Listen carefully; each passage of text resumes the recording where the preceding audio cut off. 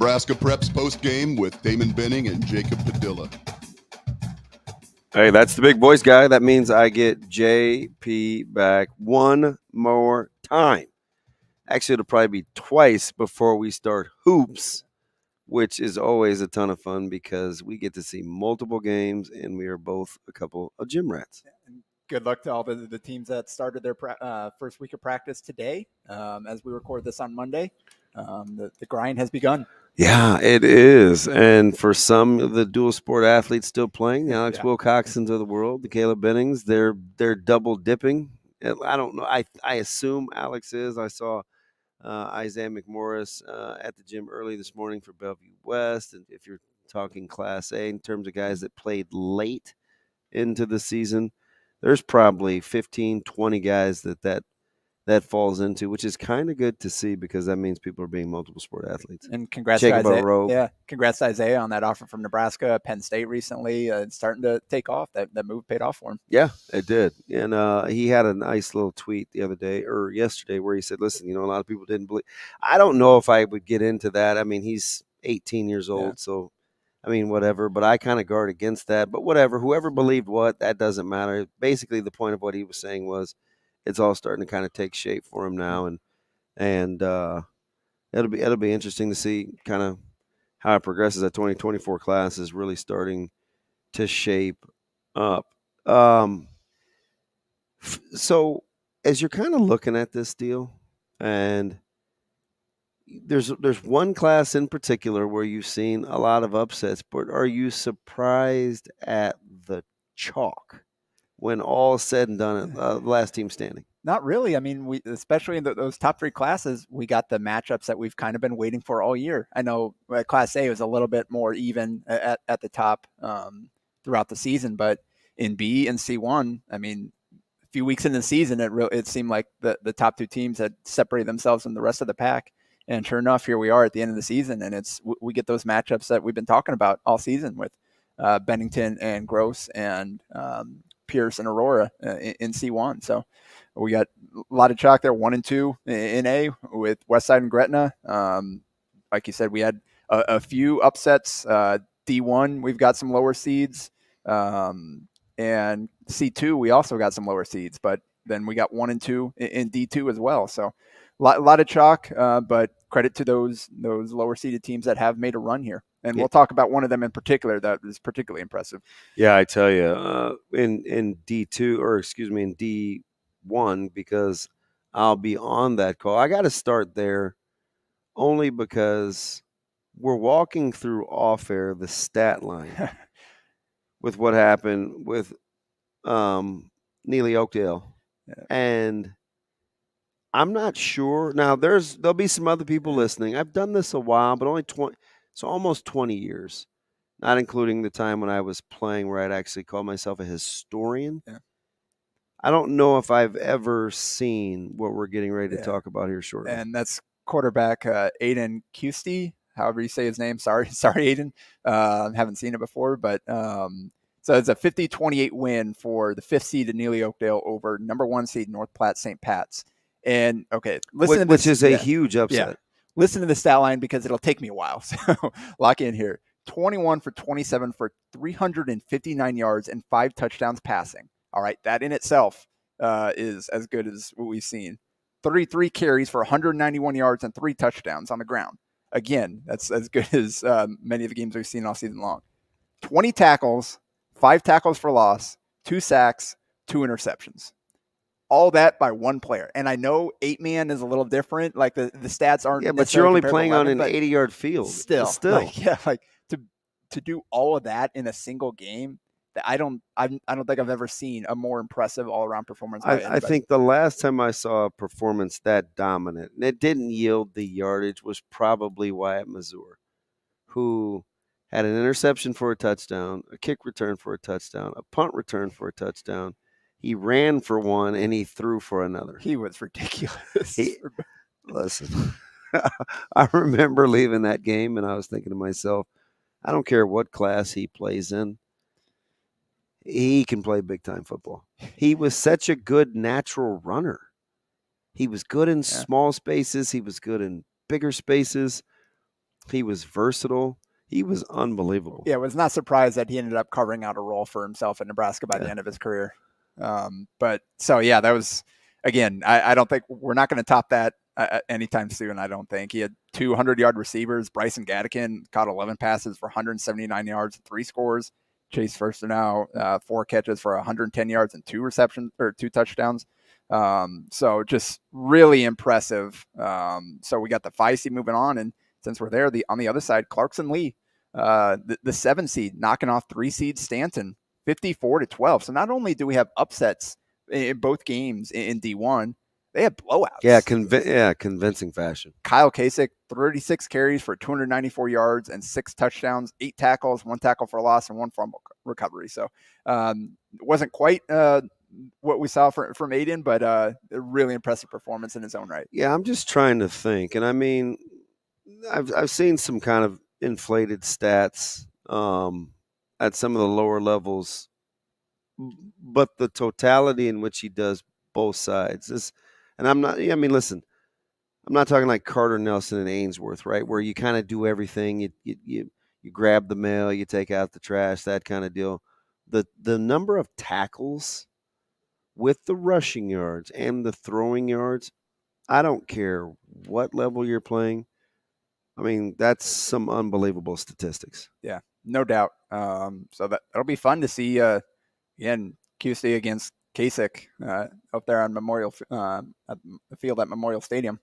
And how interesting is that? And I know they've got Hitchcock County in D2, but you know who Neely Oakdale opened with to start their season? Who? House Dodge. And that was a 50-12 game in which House Dodge won that football game. I mean, that just lets you know what folks are going to be working with at House Dodge.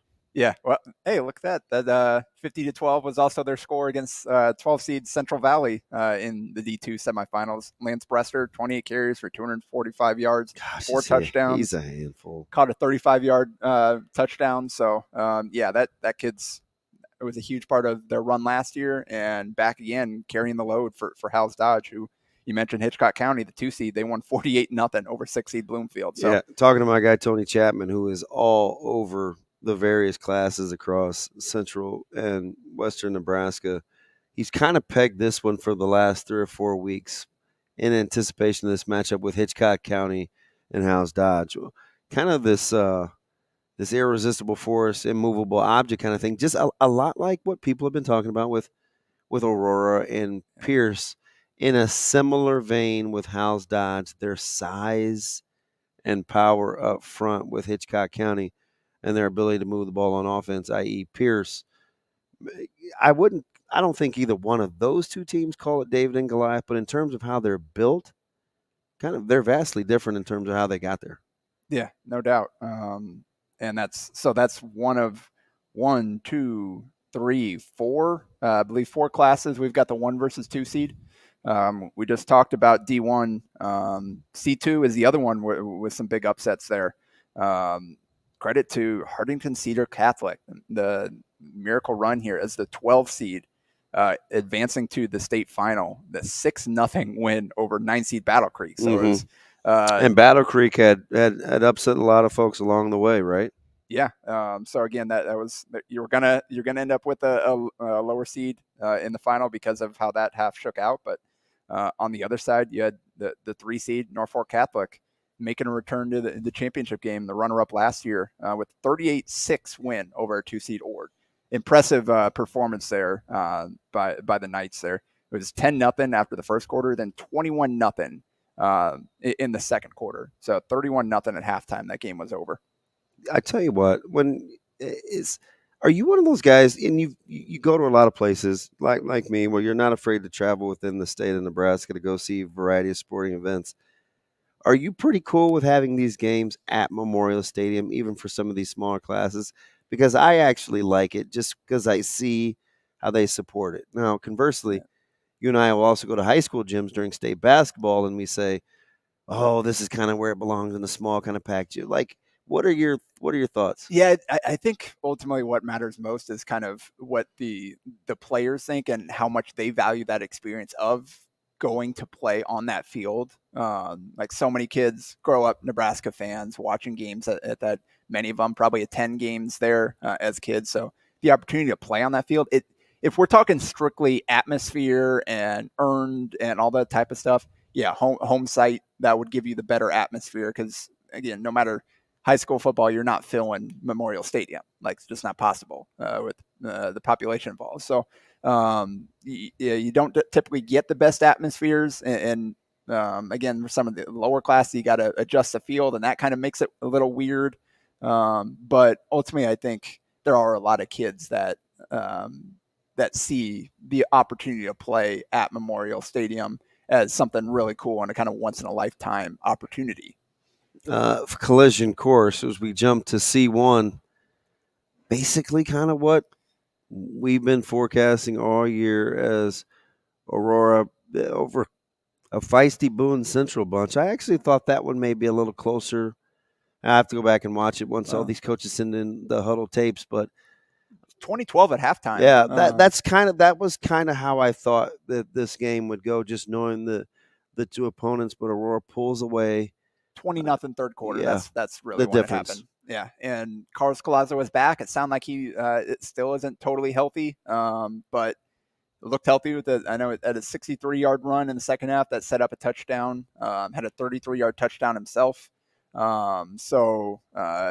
Just good to have him back on the field. Hopefully, a couple extra days off will allow him to get closer to 100% because we want to see these kids at their best on the biggest stage.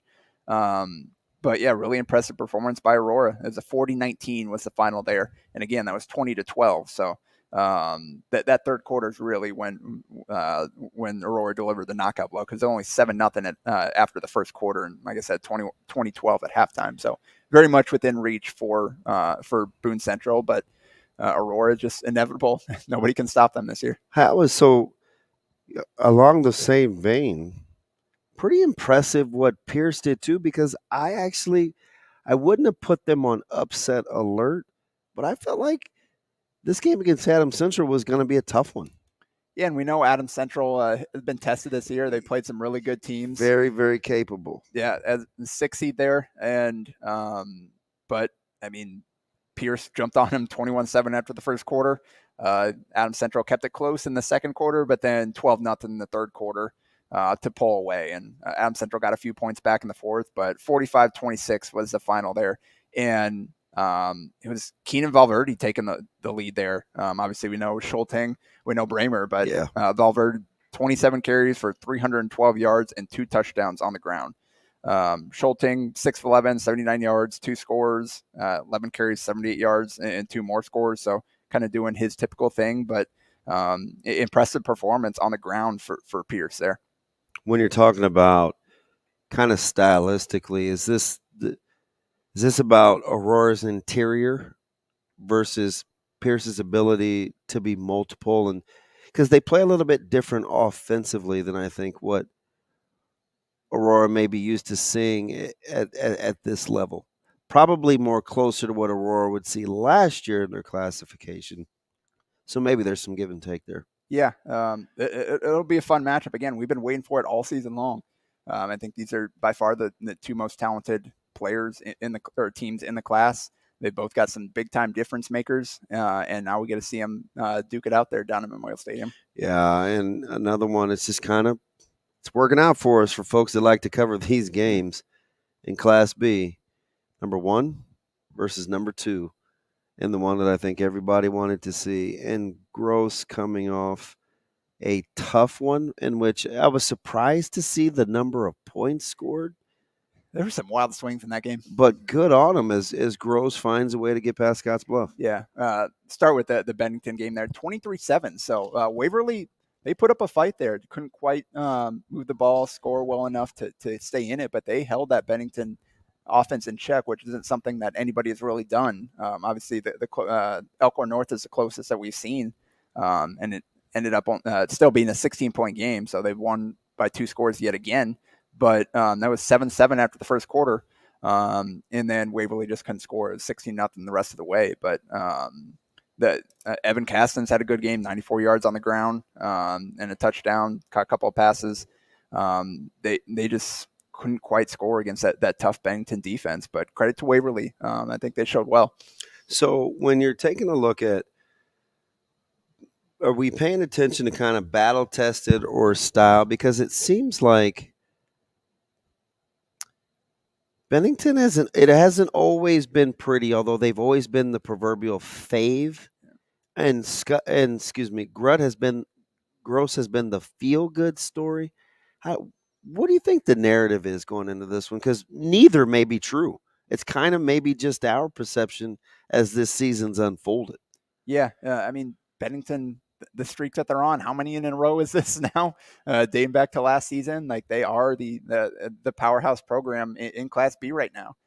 They're on an unbelievable run with the kids they've got within their program, and really good senior class. They've got some underclassmen that are playing big roles as well.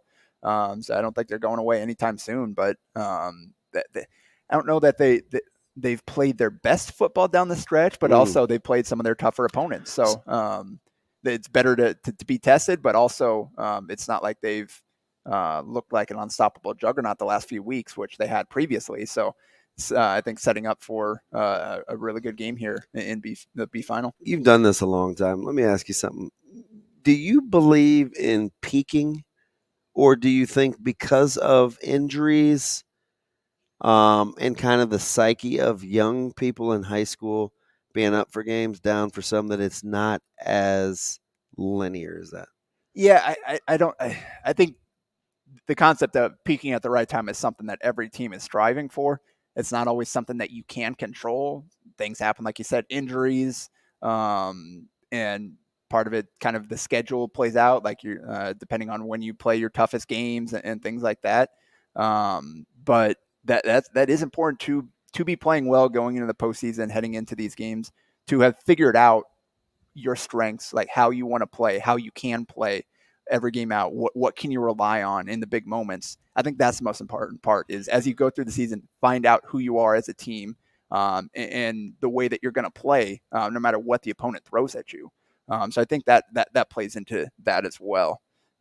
And we talked about, it was a 49-35 final for Gross against Scottsbluff, and it was a pretty wild game. Yeah. It was. I'll try to recap it here. It was 14-0 from start for Gross. They scored in 5 plays on the opening drive, then picked off Scottsbluff on their first offensive play of the game, and then put together a Sebastian Boyle touchdown drive. And then Scottsbluff answered with the Sebastian Boyle touchdown drive to make it 14-7 at the end of the first. Gross opened the second quarter with Jake Garcia touchdown. And then Owen Brennan touchdown to make it 28-7. You're like, oh boy, here we go. Gross is going to run away with it. They answered with a touchdown drive from Sebastian Boyle. 13 seconds left in the half. So that's 28-14 there. And then Scottsbluff gets the ball first, starts the second half, and they score, take advantage of it.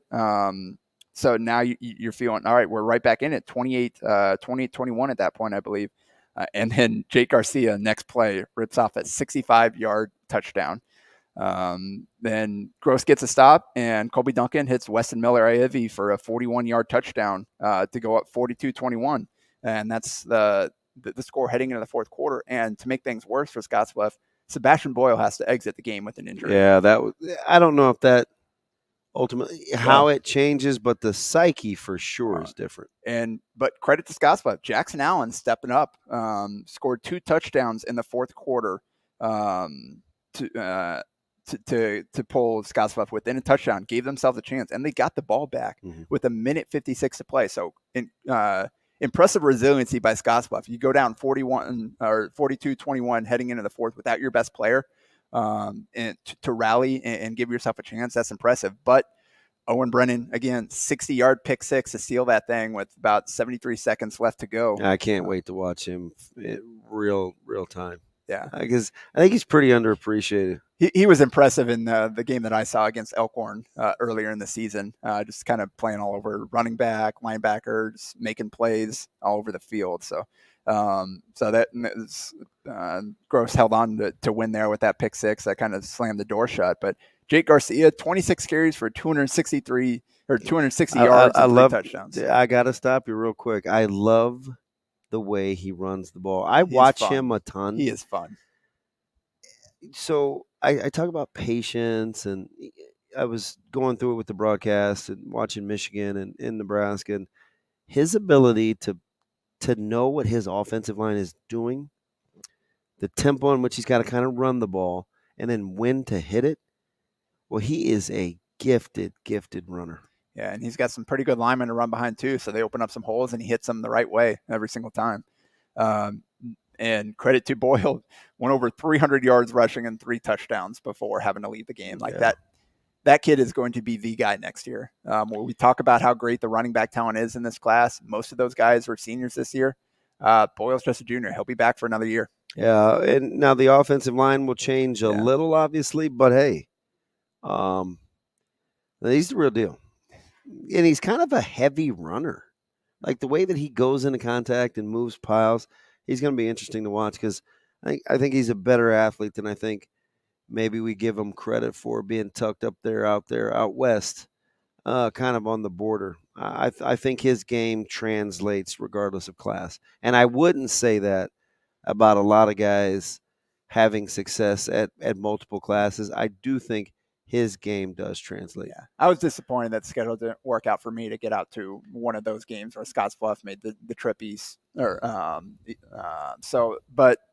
we have another chance next year. Hopefully, Scottsbluff can put together a good team around him and have a chance to show off how special he is. Yeah, you and all your free time, right? You and all your free time as we jump to Class A, and a couple games that were over early. We'll start with. Let's start with what Westside and Grand Island is. Man, we left a few points out there on the field, but especially in the first half, it could have really gotten out of hand. But I felt like a pretty impressive performance against a team in Grand Island that was trending in the right direction, especiecially defensively. Oh, yeah. 38-7 was the final there. It was 10-0 after the first quarter. It was 24-0 at halftime. 31-0 heading into the fourth quarter. And then Grand Island got a late score to avoid the shutout. But you had touchdowns from Jamez Ross, Kurt Kubrick, Teddy Rizak, Ty Dingman, and Anthony Rizak. So nice, good job of spreading the ball around, getting a bunch of different guys involved, and everybody got a chance to make an impact. Yeah, so I think the thing that is kind of starting to make this team different, and the ability to shut down the running back run game, I think has really helped Westside since North Platte. Yeah. Right. Tilford got busy, and he was kind of a man amongst boys in that one, and we were having a hard time figuring out the schemes and how we wanted to play. I think getting our safeties to buy into fitting in the run game. I felt like we were good shutting Feller down against Millard South. We gave up the one long run against Lincoln Southwest, but it's a team that had been good against the run predominantly all year, is really starting to kind of hit stride. And those RPOs and the quick game from Grand Island, Evans just really couldn't get it going, even though he is a tough kid. He took some shots in that one on Friday. Yeah, so impressive performance. What was the score the first time you guys played again? That one was 42-14. Okay, so similar margin there, but yeah, so on this one, in the first one, they got a pick six to start. They jumped out. Yeah, 7-0. They got a pick six against us in GI, and then this one we scored late. They scored late on a I don't know, it was middle of the fourth quarter or something. We had subbed a little bit, but I felt like defensively we had a good handle on what they wanted to do. But I'm happy with our special teams too. That's the other thing. Our kicking game, return game, kickoff, place kicking is really, really strong. That is just such a big luxury to have a kicker like Tristan Alvano. Yeah. Like there are very few kickers that are reliable at the high school level in the state right now, and he is absolutely one of them. And just knowing you cross, you get inside the 40, you got a chance to get points out of that drive. There aren't many teams that can say that. A lot of time that's kind of the end of a drive. You stall out there, you got to try to punt it, go for it on fourth. to get a chance to. You don't have to get inside the 20 to get points for your team. That's a major advantage, especially in these games where, like, this final game could come down to a matter of a few points here in the final. To have a weapon like that at your disposal, it's got to be reassuring for your coaching staff, I'm sure. Yeah, and how about the resolve in this one as we flip over to the other side with the team we've been talking about all year, the Gretna Dragons and Omaha Creighton Prep, and Gretna continuing to do Gretna things. And how about the defensive performance? We knew Prep would probably struggle offensively. They have. This was pretty good from Gretna. Well, so 36-14 was the final there, and Prep actually hung in there defensively. Like we talked about, like how well they were playing on that side of the ball. They probably did enough to give themselves a chance, except for everything else went wrong. Just couldn't get it going offensively. So right off the back, punt block to set up their first touchdown late in the fourth quarter. And Prep special teams in this one. I've obviously seen it 1,000 times just because we're studying Gretna. Yeah. Boy, their special teams really did them in. I believe there was Culver Demo on that block, I think. And then they blocked another punt that led to their second touchdown. I think it was Demo again. And then interception led to a field goal with 10 seconds left just before the half. So, again, two punt blocks and an interception set up Gretna's 3 touchdowns there. So that or 3 scores rather. So that's 17-0 at halftime. Coming out of the second half, they Prep snaps a ball through the end zone for a safety on their first drive of the second half. So you're already down, and then that happens, and now you're just you're spinning there. It's 19-0 at that point. And then they lost a fumble that led to another Gretna touchdown. And then another fumble led to Gretna's 4th touchdown late in the third quarter. So basically all of Gretna's points came on Prep mistakes. And that's what they could not afford to have happen. And Gretna is so good at that. Boy, they make you pay. Yeah. And Caden Russell got 2 touchdowns in the last 4 minutes to get Prep on the board, but they were shut out to that point. And like I said, defensively, like you look at the numbers offensively for Gretna, Flores. It's not Flores, it's Floors. Floors, yeah. No emphasis on the ez. Like that's buddy Mike Sauter talked to his family after the game. Is like, yeah, people have been saying his name wrong for 4 years, but nobody, but they didn't bother. Yes, Floors. Yep. I don't know why Mel should have alerted the media. He's high that family in terms of. I'm just gonna take a couple of seconds just to brag on these guys just for a second. The way that they've handled everything from the time that Zane has gotten to high school, you can easily see why Zane is the type of kid that he is. Close to the vest, not look at me, head down, extremely humble, good-natured. I mean, I probably talked to Zane's dad as much as anybody, as 2 guys whose kids have competed against each other for as long as we have, and it's no big deal. Like, I think I cheer for him, he cheers for me. It's just, it's easy to see why Zane is who he is, and it's also easy to see why they never really corrected anybody because they just don't get caught up in all that extra periphery. They just don't. They're just dialed in at the task at hand. And I tell you what, are you concerned at all that they've only thrown for 2 touchdowns in the last 2 weeks? Or you think that, because you've seen them, you think that's just who they're kind of evolving into with how good Roll was before they lost him to that injury? Yeah, so they lost some big-time playmakers on the outside the last few years. Again, losing your best returner early on. He's unbelievable. We were watching us from last, we're obviously going through film and we're watching last season, and boy, Roll was unreal. My kid Caleb goes, Dad, this guy, his route running, their precision, the little option routes where they kind of sit down, they do the opposite of what you do defensively, so they make you wrong. Well, he was amazing. Yeah. In that game, so Flores only threw for, like you were talking about, 158 yards, 1 touchdown, 1 interception. Just 20 attempts. Yeah. only 26 yards on 9 carries on the ground. He had that 1 touchdown to start the game. He is running it a little bit Yeah. more that we've seen the last 4 or 5 games than we were accustomed to. He broke our back last year with some key scrambles. And I said going into that one, the one thing that I didn't want to happen was him to kind of get loose running the ball because he's a better athlete than I think people think. And Prep held Gretna to just 94 yards on 35 carries, 2.7 yards a carry. Weber only had 35 yards on 13 carries.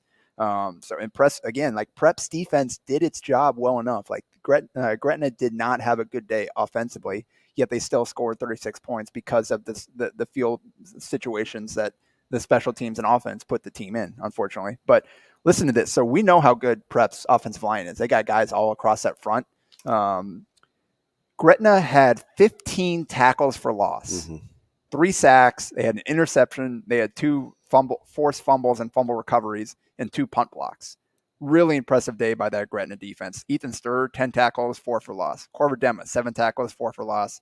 Again, I think it might have been him on those punt blocks. We know about Goldman and Dema. Sturr's the most underappreciated guy in that defense. He's been putting up some monster numbers last year. He's incredible. He finds where to be, and he definitely has our offensive coordinator's attention. We talked about him a ton yesterday in our meetings. And then Goldman, 4 tackles for loss, forced fumble. I think Harrison Weber had a sack in the middle there, had either a fumble recovery or a forced fumble there. Like that defensive front is so good. That's as much run as Flores gets, and he deserves it.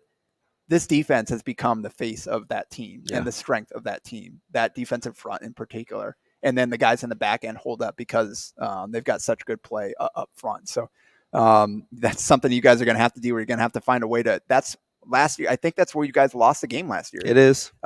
We couldn't control their outside rushers. No, Anthony Rizak was running for his life the entire time and had never delayed seen blitzes. Huber was fantastic. Who there's no question in my opinion was the most underappreciated player in the state. I mean, Mick, he was fantastic. He just was kind of just ruining us one play at a time. Their delayed blitzes were good. So, I mean, there was a lot to take away from that tape heading into this one. Yeah, so I'm really looking forward to that one. And so I think that covers – we skipped over Class C2 a little bit. Wait, did we? We kind of touched on it, but we didn't mention. Yeah, we got to give it some run. No, so yeah, we did hit on those. I meant the 6-man is one that we. Yeah, I was gonna say. Was it 5 and 6 seed here? No, that one's in Kearney, right? Lincoln Parkview, 40-22 win over top seed as Sumner Eddyville Miller. Impressive performance by Parkview, and then Pawnee City, the 6th seed. Knocking off 2 seed Arthur County. So we have 2 lower seeds knocking off the top seeds down there in 6th man. So that's Friday, their championship game at UNK. Hey, we're not going to put you on the spot. We won't do predictions. I kind of want to. Yeah. But we'll say you hear the music. We ran out of time. We're out of time. He's one of the best in the business. I love every time we get together this week. Worth to note, we will wait until after the championship games. We'll record on Wednesday next week. So if you're tuning in to the live stream, look for that on Wednesday. And chances are it will be early as we're going to try to get JP en route to his vacation. It is the holidays. Yep, and we are also moving exclusively to Hurrdat Sports on December 1st. So that is where you'll be able to find the show moving forward. Let's go Hurrdat Sports. My man, Andrew Rogers and company. Team Hurrdat Sports. We're back next week. You hear the music. That's Nebraska Preps Postgames. That's Jacob Padilla. I'm ODB. That's my man Shane Schillerberg on the 1s and 2s. We'll be back next week.